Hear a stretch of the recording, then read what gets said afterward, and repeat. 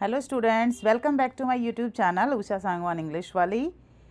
और स्टूडेंट्स, जैसे कि आप सबको मालूम है, न्यू सेशन हैज़ स्टार्टेड। हमारा न्यू सेशन स्टार्ट हो चुका है और आज हम आपको 10th क्लास के language and literature first flight का जो लेसन नंबर 1 है, ए लेटर टू गॉड, उसकी समरी कराने जा रहे हैं। और आप अगर ये समरी भी कर लेते हैं तो आपको बिल्कुल भी टेंशन लेने की रिक्वायरमेंट नहीं है, आपको ईजिली सारा का सारा लेसन कंप्लीट हो जाएगा।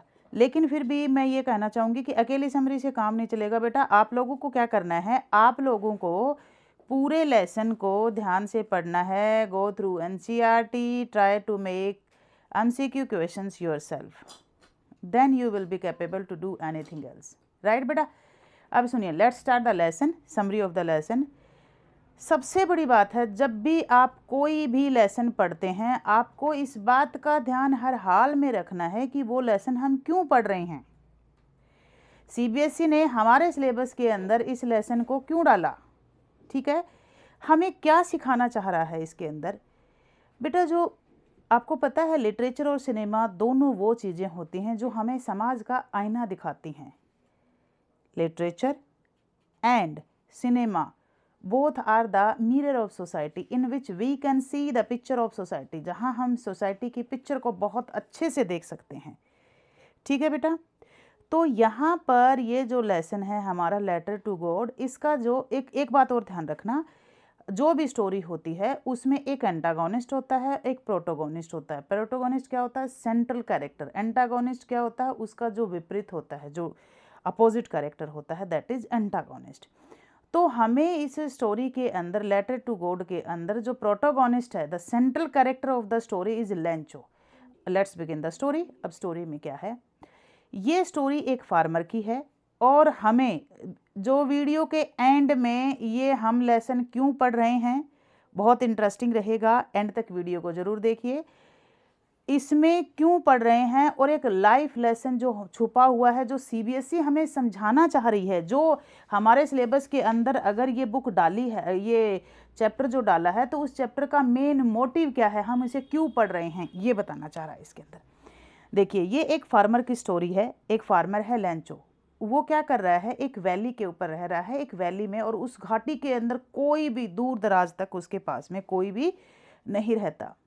उसके 3 बच्चे होते हैं, एक उसकी वाइफ होती है, एक छोटी सी फैमिली है, 5 लोगों का परिवार है।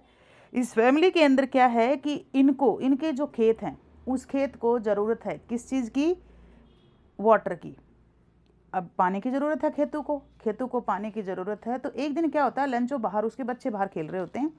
लंचो आसमान की तरफ देखता है और वहीं पर उसकी बीवी होती है, और वो कहती, क्या देख रहे हो? कह रहा है, मैं देख रहा हूँ कि हमारे खेतों को पानी की ज़रूरत है, लेकिन शायद पानी आ जाए।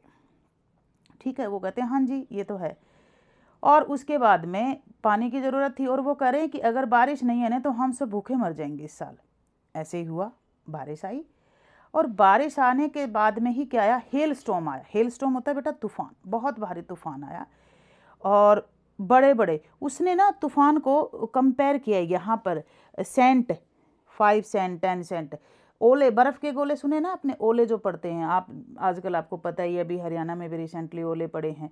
तो छोटे छोटे जो बर्फ़ के जो गोले पड़ते हैं ना, ऊपर से बॉल जितने जो होते हैं, उन्हें ओले बोलते हैं। तो ओले पड़े, हेल स्टॉर्म आया। हेल स्टॉर्म आने से क्या हुआ, उनकी जो फसल थी वो सारी की सारी फसल डिस्ट्रॉय हो जाती है।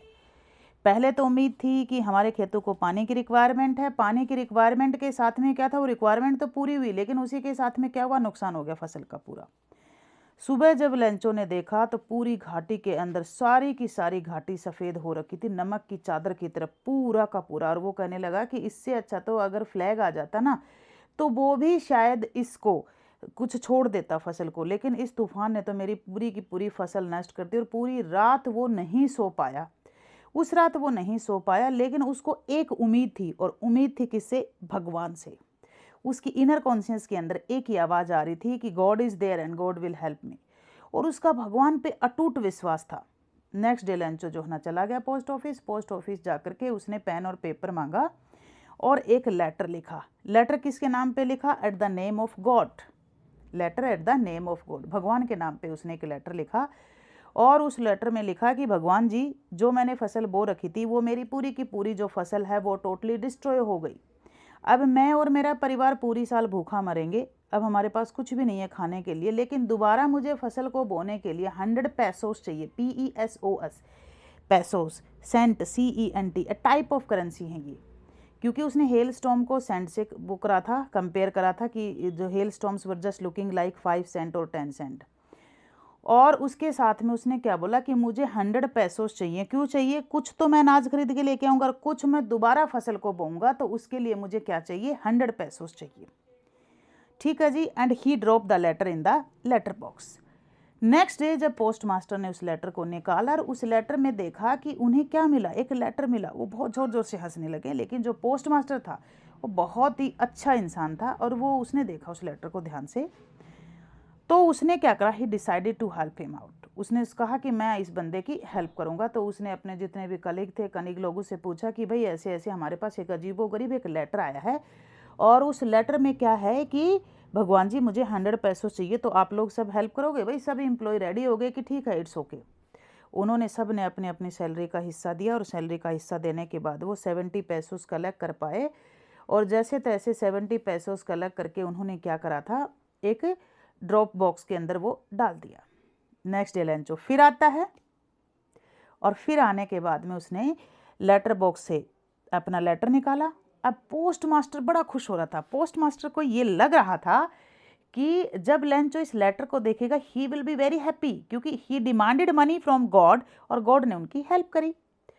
तो पोस्ट मास्टर चुपचाप उसको जो है ना एक कॉर्नर से उसको देख रहा था। लेकिन पोस्ट मास्टर क्या देखता है कि जैसे ही उसने ड्रॉप बॉक्स से लेटर को निकाला और मनी काउंट करा, जैसे उसने मनी काउंट करा तो वहाँ पर उसे 100 पैसोस की जगह 70 पैसोस मिला। और जैसे ही 70 पैसोस मिला उसके माथे के ऊपर जो बुरी तरह से सिकन आई, उसके माथे के ऊपर ऐसे ऐसे बोहें हो गई कि यार व्हाट इज़ दिस। उसे बहुत गुस्सा आया। वो फिर काउंटर पे गया और काउंटर पे जा कर के उसने क्या बोला कि मुझे तो एक पेन चाहिए और क्या चाहिए उसी के साथ में पेन और कुछ कॉपी वॉपी कुछ लिखने के लिए मुझे चाहिए। वो गया, उसने लेटर लिखा, ऊपर स्टैंप लगाई, fix the stamp and again drop the letter into the letter box. Letter box में डालने के बाद में वो वापस आ जाता है। तो पोस्ट मास्टर को तो चुल थी। पोस्ट मास्टर ने देखा भाई उसने इसने एक बात बताओ, 100 पैसोस मांग रहा था, 70 पैसोस हमने दे दिया, हमने उसकी हेल्प करी, लेकिन उसके बावजूद भी खुश होने की बजाय वो गुस्से में आके उसने एक और लेटर लिख दिया और भगवान के नाम पे ही लेटर लिखा। तो ऐसा लेटर में क्या लिखा होगा? पोस्ट मास्टर वहाँ जाता है। पोस्ट मास्टर ने लेटर निकाला। लेटर निकालने के बाद उसको चेक करा और लेटर को ध्यान से पढ़ा कि तो भगवान जी मैंने आपसे 100 पैसोस मांगे थे, आपने 100 पैसोस की जगह 70 पैसोस मेरे को भेजे हैं और 70 पैसोस भेजो, ये गलती तो आप कभी कर ही नहीं सकते। तो ये गलती किसने करी होगी? करा। इस बार आपने जो पैसे भेजे हैं वो किसके थ्रू भेजे हैं? Through postman. और जो ये पोस्ट मास्टर है they all are the bunch of crook. Bunch of crook का मतलब होता है मक्कारों का झुंड, कि ये जो जितने के जितने लोग हैं ना ये मक्कारों के झुंड हैं। तो भगवान जी अब आपको क्या करना है? अब आपको दोबारा मेरे को जो 30 पैसोस रह गया ना, आपने 70 भेजा, मैंने 100 मांगा, आपने 70 पैसोस भेजा, अब आपका और मेरे हिसाब में कितना रह गया? 30 पैसोस रहता है। अब 30 पैसोस आपको सेंड तो करने हैं, बट आपको सेंड करने हैं किसके थ्रू सेंड करने हैं? बाय अदर मतलब सोर्सेज, दूसरे सोर्सेज से आपको सेंड करने हैं, because they all are the bunch of crook. और पोस्ट मास्टर ने जब उस लेटर को देखा तो पोस्ट मास्टर को गुस्सा नहीं आया, बिल्कुल भी गुस्सा नहीं आया, क्योंकि जैसे उसने पहली बार लेटर देखा था और लेटर किसके नाम था? लेटर टू गॉड, भगवान के नाम के ऊपर, कि ये कैसा एड्रेस है, तो अजीबोगरीब एड्रेस है भाई, पहली बार ऐसा एड्रेस हम देख रहे हैं। तो भगवान जी को, ये पोस्ट मास्टर को बिल्कुल भी गुस्सा नहीं आया यार। उसने उस सारे परेशान हो रखे थे कि देखो हमने इसकी हेल्प करी और उसके बाद में उल्टा ये हमें बेंच ऑफ क्रूक कह करके चला गया। तो पोस्ट मास्टर ने बहुत ध्यान से कहा कि तुम एक बार सोचो तो सही, इसका फेथ है। और यही इस जो स्टोरी है इसका मोरल है कि फेथ कैन मूव माउंटेन। कहता है ये तुम इस चीज़ को मत देखो कि वो क्या लिख रहा है कि 30 पैसोस, इस पर्सन का भगवान के ऊपर विश्वास देखो, अटूट विश्वास है कि भगवान मेरी हेल्प करेंगे, इसीलिए कह रहा है 70 तो भेज दिए, अब 30 और भेज दो आप। तो लाइफ के अंदर CBSE ने अगर फर्स्ट टाइम ये फर्स्ट चैप्टर ही अगर आपके 10th क्लास की फ़र्स्ट फ्लाइट के अंदर अगर डाला है लेटर टू गॉड, तो ये स्टूडेंट के लिए एक मिसाल है, एक बहुत बड़ा मैसेज है, बहुत बड़ी चीज़ हमें सिखाने की कोशिश कर रहा है कि ज़िंदगी में अगर कभी हार मानते हो, ज़िंदगी में अगर कभी बुरा वक्त आ जाता है, तो कहीं से भी उम्मीद छोड़ देना, लेकिन उस परमात्मा से उम्मीद मत छोड़ना, क्योंकि फेथ कैन मूव माउंटेन, विश्वास जो है ना पर्वतों को भी हिला सकता है। और ऐसा नहीं है, आपने जिस इंसान के अंदर कहते हैं कि अगर विश्वास होता है तो पर्वतों को भी रास्ता देना पड़ता है, क्योंकि एक बार अगर आप चढ़ाई शुरू कर देते हो तो आप चोटी पे जाते हो, और जब चोटी पे जाते हो तो पत्थर आपके पैर के नीचे होते हैं। आपको इस बात का ध्यान रखना है, आपसे ऊपर नहीं होता जब आप पर्वतों की चोटाई पे चले जाते हो, चोटी पे चले जाते हो। लेकिन उसके लिए आपके अंदर हिम्मत, आपके अंदर जज्बा, आपके अंदर जज्बात होने चाहिए, आपके अंदर वो हिम्मत होनी चाहिए कि मैं उठ सकता हूँ, मैं कर सकता हूँ, जैसे लेंचो ने लिखा। और एक रत्ती भर भी जहाँ पर हमारी सुई की निब टिके, इतना भी डाउट करने का भगवान के ऊपर आपको राइट नहीं है, और नहीं आपको करना। आपको उसके ऊपर ब्लाइंड फेथ होना चाहिए। इसीलिए जितने भी आप चैप्टर्स कर रहे हो, आप पढ़ाई कर रहे हो, आप पढ़ाई के अंदर फोकस्ड होकर के आपको अपना काम करना है, आगे अपनी मेहनत करनी है, बाकी रेस्ट लीव ऑन गॉड।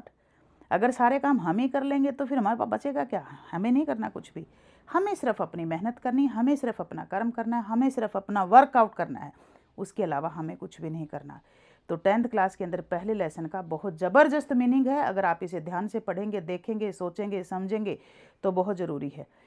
ये था सिर्फ समरी ऊपर ऊपर से। अगर आप इसे CBSE के नोट्स किसी को चाहिए, कुछ और भी चाहिए, तो आप मुझसे मैसेज के अंदर लिख सकते हो। I will definitely share. Thank you.